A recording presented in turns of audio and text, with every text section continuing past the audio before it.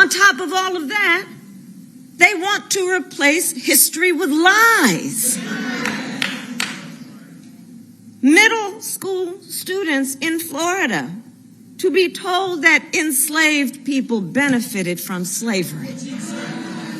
Hello, everyone. Welcome to another episode of the Quisha King Show.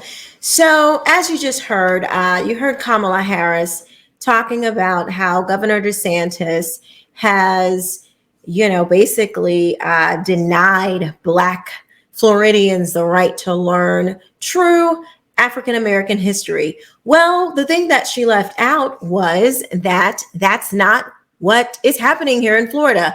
First of all, DeSantis does not write the curriculum. Let's be clear on that.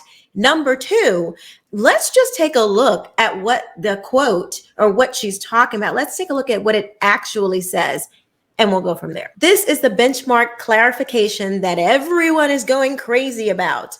Clarification 1, instruction includes how slaves develop skills, which in some instances could be applied for their personal benefit. That's where the word benefit comes from in this whole entire scenario. It's not saying anybody who reads that and says, oh, this says that slavery was a benefit to the slaves. No, this says the instruction includes how slaves that they developed skills during this treacherous time that in some cases could be applied for their personal benefit, meaning when they were free, or sometimes even depending on how their situation was set up, they were able to use those skills and make money off of the plantation. That happened.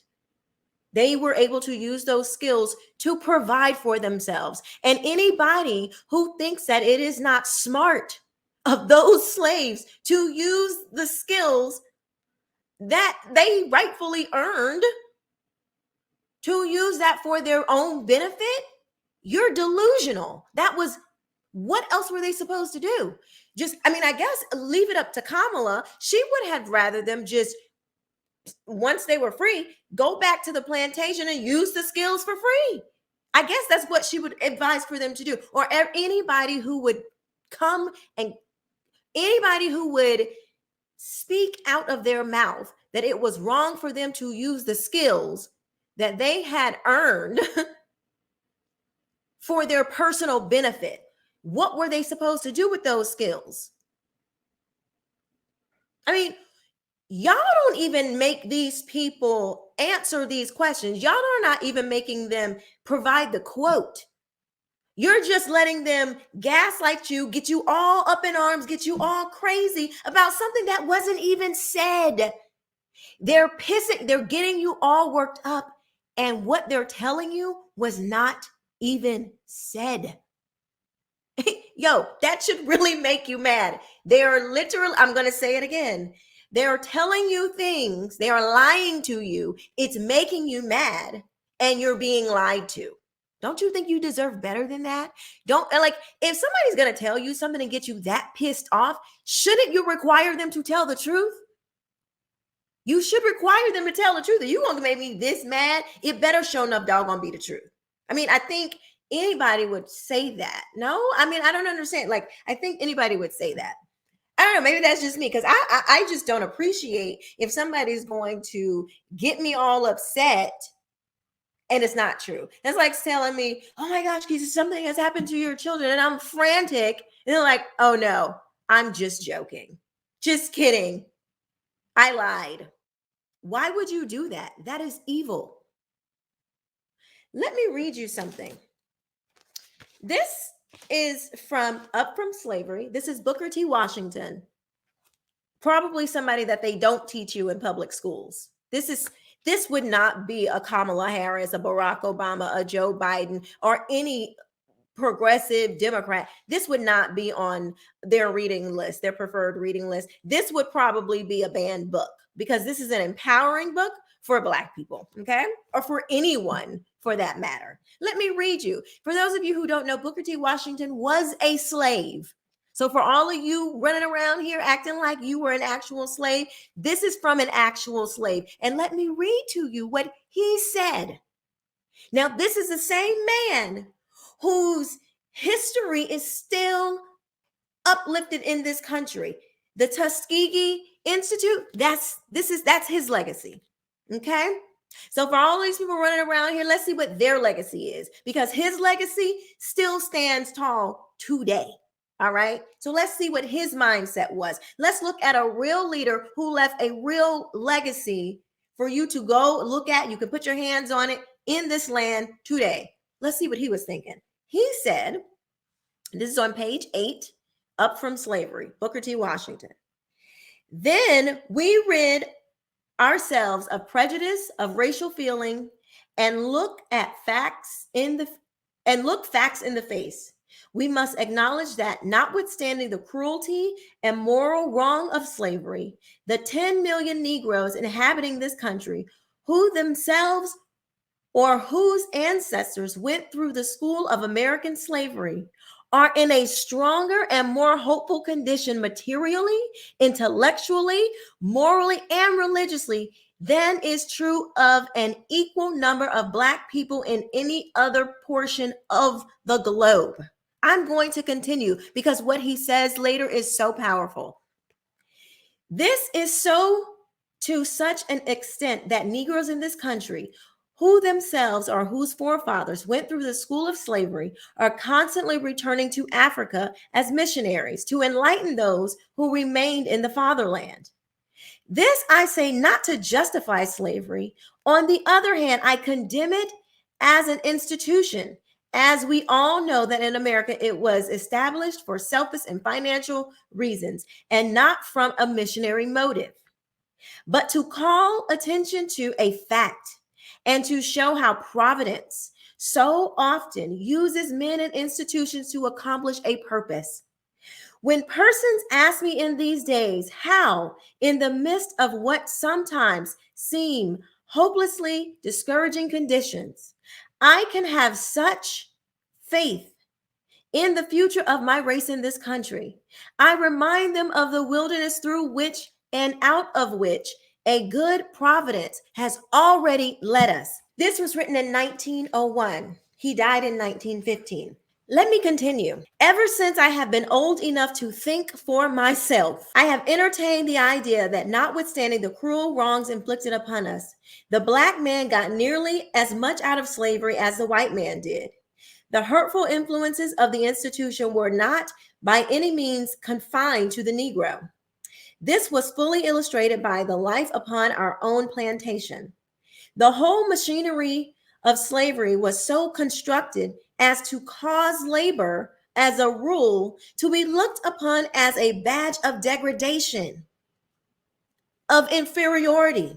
Hence, labor was something that both races on the slave plantation sought to escape. Sound familiar? The slave system on our place, in a large measure, took the spirit of self-reliance and self-help out of the white people. My old master had many boys and girls, but not one, so far as I know, even mastered a single trade or special line of productive industry. The girls were not taught to cook, sew, or to take care of the house. All of this was left to the slaves. The slaves, of course, had little personal interest in the life of the plantation, and their ignorance prevented them from learning how to do things in the most improved and thorough manner.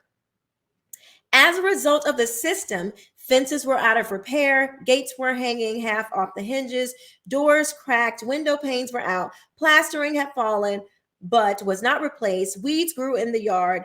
As a rule, there was food for whites and blacks, but inside the house and on the dining room table, there was wanting that delicacy of refinement, of touch and finish, which can make a home the most convenient, comfortable, and attractive place in the world. Dolly, he had class, honey. Withal, there was a waste of food and other materials, which was sad. When freedom came, listen to this, y'all. Listen to this. This is from a former slave. When freedom came, the slaves were almost as well fitted to begin life anew as the master, except in the matter in the matter of book learning and ownership of property. The slave owner and his sons had mastered no special industry. They unconsciously had imbibed the feeling that manual labor was not the proper thing for them. On the other hand, the slaves in many cases had mastered some handicraft, and none were ashamed and few unwilling to labor. So that, Kamala, is why slaves did benefit from their skill, not benefit from the institution of slavery, but they benefited from their struggles. They benefited, they took what they went through and used it to benefit their lives. I don't understand why this is so asinine to me. It reveals the simple-mindedness and the pure ignorance that we have sitting at the White House. And honestly, if anybody thinks that these slaves were supposed to take that labor and do absolutely nothing with it, you are indeed a mental slave. I've also seen a troubling aspect online. This curriculum needed to go more in depth. It didn't talk about all the gruesome details of chattel slavery. Where are the details? Why are we not exploring all of these, horrendous atrocities, the details of what happened to these men and women who were brutalized? Where are the details? I don't know about you, but I find that thirst for the details to be exploited and just told to little kids and teenagers, all of it, K through 12.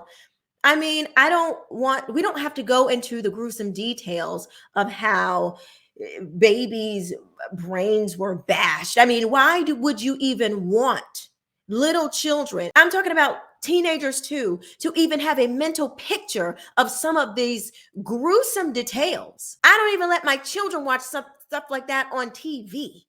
But I'm supposed to let them sit in a classroom taught by a stranger who's supposed to give them these gruesome details. Are you freaking nuts? Are you kidding me? That we have become so thirsty for slavery to be relived and never forgotten that we have to encourage teachers to go into the moral depravity and inside the minds of some of the most depraved acts in human history in order for slavery to be taught right. I find that disgusting, and I think we need to do better. We don't have to go into the gruesome details of these stories. We don't. Kids are dealing with, they see violence, they see all types of things that as a mother, I am constantly trying to shield my children from. So I don't understand why all of a sudden we need to go into all of these details where the parents are not even present or welcomed, but we're supposed to let this stranger explain these heinous acts to our children. I don't think so. No, I don't need my children. Well, my children aren't in these indoctrination camps, and they are well versed on the history of slavery. So I don't know, maybe you should try teaching your own kids about slavery instead of relying on these government systems to teach your children about these institutions. And I guarantee you yourself would not even go into the gruesome details of slavery. Let me know what you guys think in the comment section below. Thank you so much for watching. I will see you next time. Bye-bye.